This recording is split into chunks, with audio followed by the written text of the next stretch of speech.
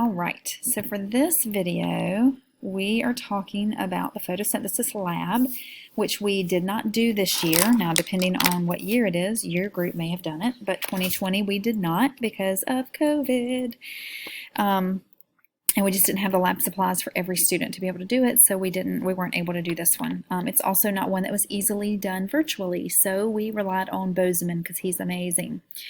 And so the photosynthesis lab, the whole idea is to take spinach disc and to encourage them to do photosynthesis and to time the time it takes, I guess that's how I want to say that, for those spinach discs to rise. So what we do is we take the spinach disc, we remove all of the air from them so that they sink in the liquid, and then we expose them to light. Of course, as they do the light-dependent reactions, they produce oxygen, and that causes the disc to become more buoyant as they produce more and more oxygen, and they will float. And so as they float, we can use that time as a rate of photosynthesis. So it says, I can identify the carbon source of plants in a normal setting. Okay, in a normal setting, not that lab, the carbon source for a plant is CO2. That is where they're going to get the carbon they're going to use to eventually make these 3 carbons that they use to eventually make glucose. Okay, so that is its carbon source. However, when we do the lab, let me see if I can get to Bozeman here. One of the things you do is you take the syringe, you remove the needle, you take the syringe, you put, let me get rid of his voice for a minute, you put your thumb on it, and then you pull down on the plunger, and so that's going to create a vacuum that's going to suck all of the air out of those leaf discs, or what he calls chads. A chad is just something that you punch out of something. So since we punched these out with a hole punch, you could call them chads. Anyway, once you remove all the oxygen, they should sink. And you can see in the video here that those leaf discs are starting to sink because he's removed all of the, not just oxygen, all of the gases, oxygen, carbon dioxide, whatever. So that's kind of the whole idea. I can explain or identify the carbon source for the spinach disc in this lab. One of the things that he tells you in the videos is that we are adding sodium. You can see the baking soda back here, sodium bicarbonate, which is baking soda, to water.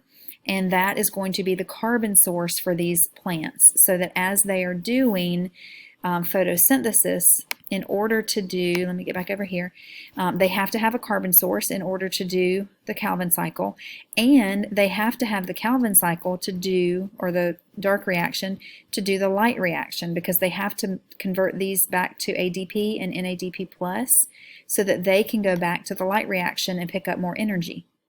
So the 2 reactions are actually dependent on each other. We're really good about showing how the light independent depend on the light dependent because they need that ATP and NADPH.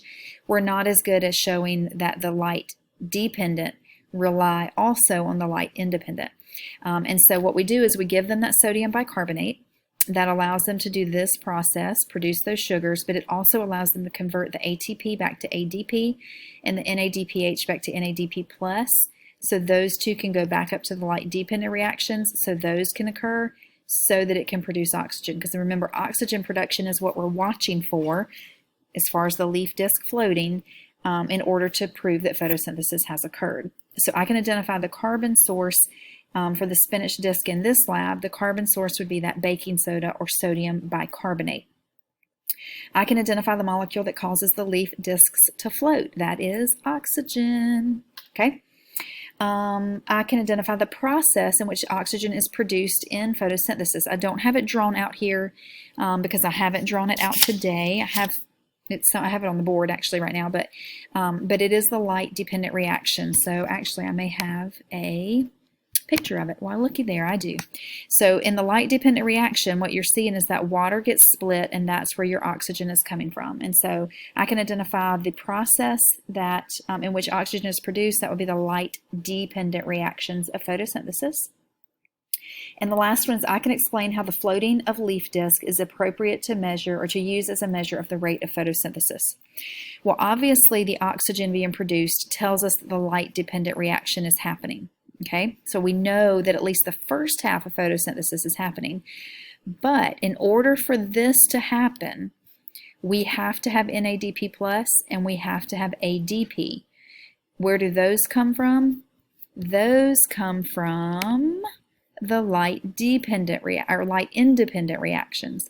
So we know that indirectly, if it's still producing oxygen, it must be doing this cycle to produce the ADP and the NADP plus, so that it can keep doing this cycle and keep producing oxygen.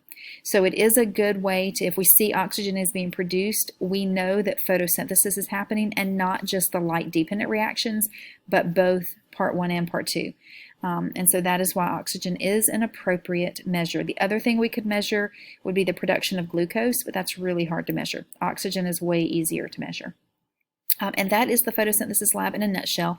If you're still not feeling great about it, go back and watch the boson videos again. Maybe just Google photosynthesis lab AP biology and see what pops up. There may be some other videos out there by other teachers or other people who are explaining it as well. So I hope that helps. If you have any questions, let me know.